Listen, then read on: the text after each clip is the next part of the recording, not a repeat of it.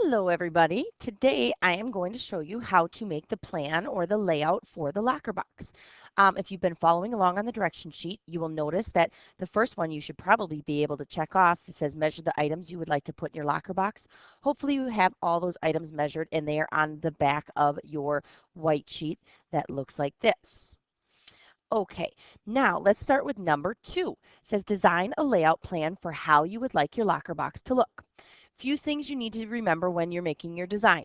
One is there's no L corners, only T corners using 90-degree relationships. Well, what exactly is that?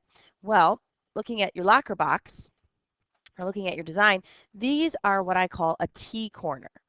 T, see how it meets right there? A T, it meets right here. T, it meets there, over here. We don't want to have anything that's just an L shape because then it won't connect into anything. If you wanted to, you could extend this all the way here, and that would be a T shape. Okay, so that's one thing we need to remember. Another thing is we need to have 3, 4, or 5 dividers that will create 4, 5, or 6 spaces. In the example I just showed you right here, I have how many dividers? 1, 2, 3. So I have 3 dividers, creates 1, 2, 3, 4 spaces.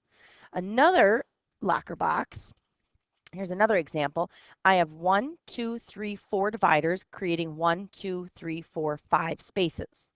All right, so it's up to you how many spaces you would like. One thing you might want to consider too is when you are designing your locker box is to put maybe 2 items into one area. So I'm going to start out by saying one area on here I would like to have my cell phone and my calculator. Well, I know that putting the 2 of them together, it's 2.5 inches wide. So I'm going to measure over from the edge 2.5 inches. When you do this, you want to make sure that you're on the dotted areas, okay? So I have 2.5 inches and I'm going to make my divider going all the way down the center. When you do this, you want to make sure that you use a pencil. Why a pencil? Because if you make any mistakes, you can erase your mistakes. Now, this line is not as thick as my dividers are. The dividers are actually 1/2 inch wide. This is something you might want to write on the side of your pink sheet. Dividers equal 1/2 inch wide. Okay, this way you don't forget when you're drawing out your plan. So remembering that, I have my line here. I know I need all of this space. The next thing I want to do is measure over 1/2 inch. Well, one nice thing about having a grid is we can actually just count the dots. From one dot to the next is 1/8 of an inch. So from this point to this point is 1/8, 2/8, 3/8, 4/8. 4/8 equals 1/2 inch. So now that I have that, I know exactly where my 1/2 inch is, and I can make my next line. And right there is where I would have my divider. Okay, so this is one area. Then I know I want my cell phone and my calculator. Now I have to measure how long it is. I'm going to go ahead and say that it was 2.5 inches wide also. So again, I'm going to measure down. Now, if you're at home and you don't have a ruler, you can actually just count the dots. Remember, it's 1/8 of an inch. So 8 spaces would equal 1 inch.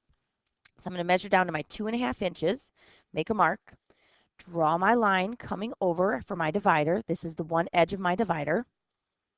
And then I need to make my thickness for my divider so I can count 1, 2, 3, 4. 4 dots over.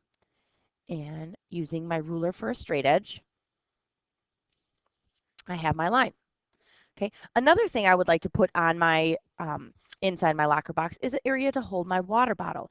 So right over here, I'm going to measure this out, which was the 2.5 inches, and I'm going to measure up another 2.5 inches and make a mark and make my line.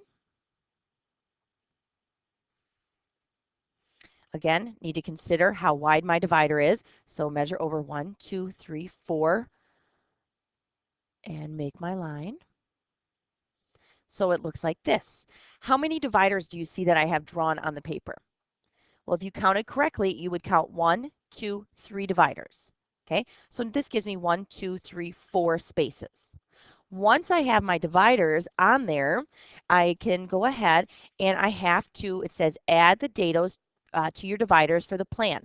Well, I forgot to cross off 1 and 2 as I completed my steps. Now you'll notice there's a pink and there's a yellow. Those take place for where the divider or the dados are going to go. Remember when we talked about with our definitions, the dados inside of our box where the grooves are? We need to account for that when we are measuring our items. So our pink dados, and you're going to want to write this on your sheet, equal 1/4 of an inch, and the yellow dados equal 3/16 of an inch. This is where you would want to go ahead and write those down so you don't forget. Once you have those written down, it says each dado is cut on the lines and placed accurately. Well, what does that mean? In class, you can get some pink and yellow dados from me, and you're going to cut them out. Taking a look at this little dado right here, you'll notice it's not cut on the edge. I already cut some dados out, and I have them cut right on the edge, and I put a piece of tape over top of it. So now what I can do is I can match up the line in the center of the cutout dado to the edge of my pattern, and notice how the little line in the center here, I line it up with the center mark for my divider. I'm going to do the same thing on the other end.